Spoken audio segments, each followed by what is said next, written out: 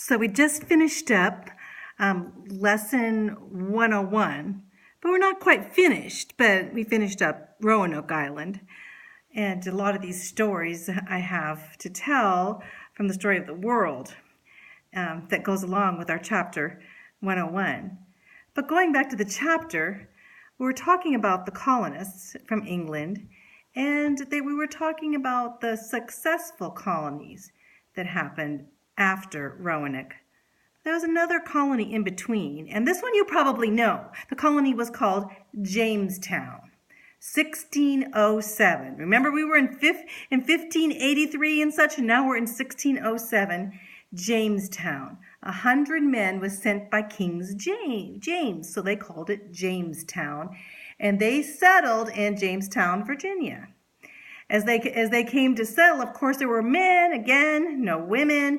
They tried to start and build this colony, and they didn't really have the skills they needed to build a colony. In fact, most of the men were just looking for things like silver and gold.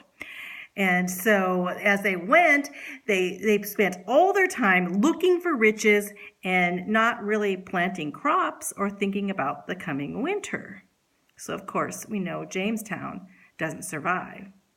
We have the stories of Captain John Smith, who encouraged them to plant food and get ready for the winter, which they didn't do.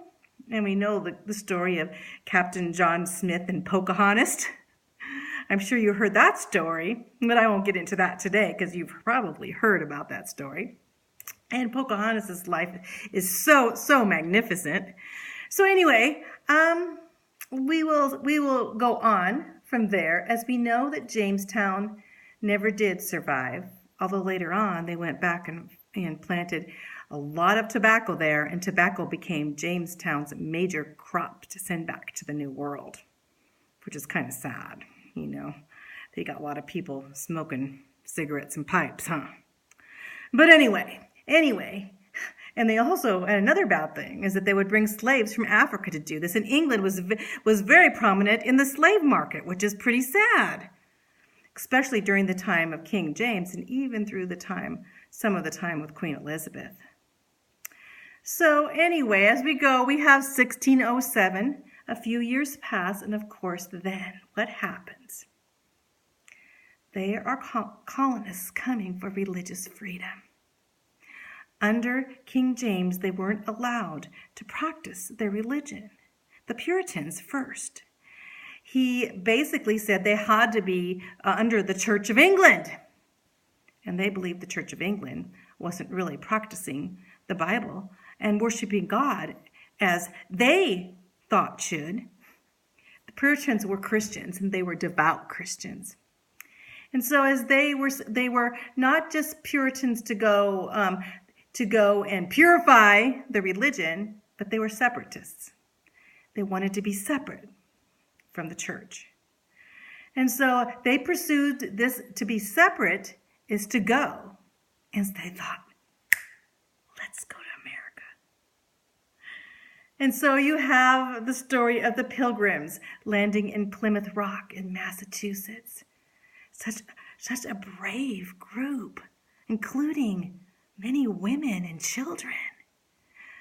And we know the story. And I'm going to tell the story in another lesson, but it's about the story of two teenagers that were on the Mayflower.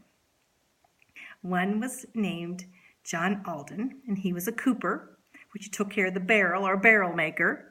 And he was basically under the captain's rule. So he was a sailor. And then there was Priscilla Alden, and she came with her parents.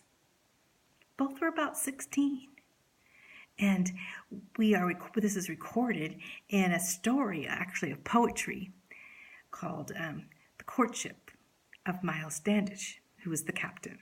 But that's another day. That will take me some time because I actually am related to them. But going on, then we have the other religious the colonists coming in. We have in Maryland a haven for the Catholics. The Catholics were being persecuted in England. We have Rhode Island in 1636, Connecticut in 1638, both separate from the Massachusetts Bay, as the Massachusetts Bay Colony just expanded, and so did the Pilgrims, and so did the Puritans.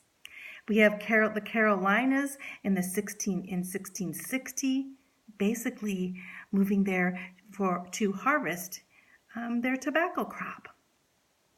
So now we have a change. Colonists are coming. People are seeing we can really survive in America. Well, not only in North America, but England also had colonists in South America and in the Caribbean. And in Guyana, their colony lasted 2 years. In St. Lucia and Grenada, those colonies failed. In 1609, Joe Somers was trying to get to Jamestown, and a storm came and left him on a reef in Bermuda, and he established a colony there. In 1620 and 1630s, many successful colonies started in the Caribbean. 1655, England took Jamaica from Spain. In 1666, the Bahamas were taken. In 1620 to 1640, there were 40,000 settlers in the New World, in the Caribbean area. And there are 40,000 settlers in the Caribbean, 20,000 settlers in Barbados, and 30,000 settlers in North America. And half of these settlers were Puritans from the Massachusetts Bay Colony. Well, wars were still going on in England, and still then colonists thought, well, we want to get out of this wartime, and so many of them started coming, especially when they heard that the colonies were being established. So England, they knew not only English colonists were coming, but also Dutch and French and Spanish.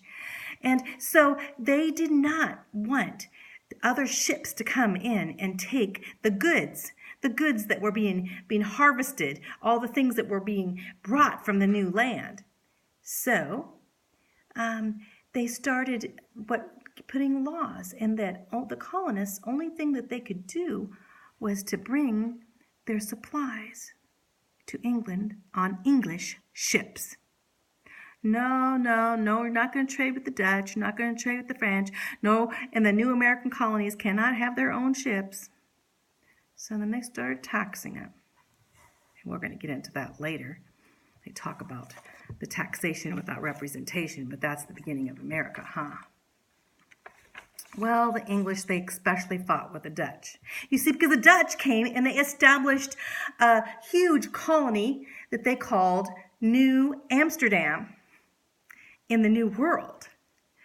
And it was growing. It was growing. And so basically they fought with the Dutch over this new colony.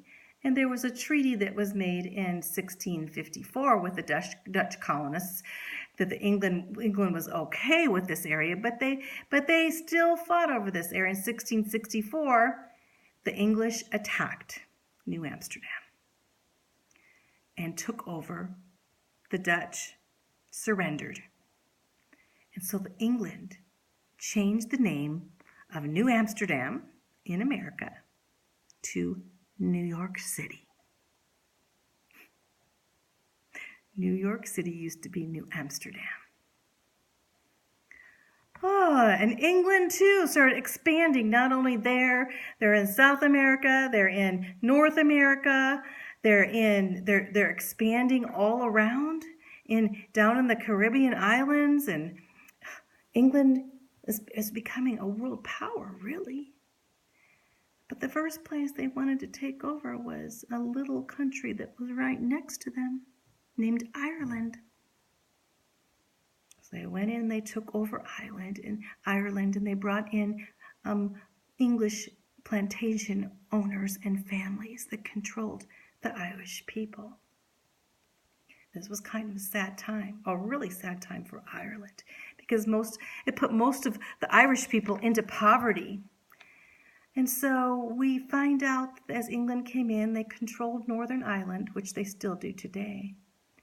And the Queen commanded her army to go in and fight the Earl of Lancaster, to go in and fight the Irish They went all the way to Blarney Castle. Blarney Castle was the Irish center. Blarney Castle was the sweet Irish castle of the Irish kings. In fact, that's where the Blarney Stone is. Anybody came and kissed the Blarney Stone, they were given eloquent speech. I did once. Perry didn't really like that idea. But I thought I'm Irish. I might have kissed the Blarney Stone. Oh, that's another story too. So now we have Britain. And we'll be coming in to know the British colonies, which expand the whole world.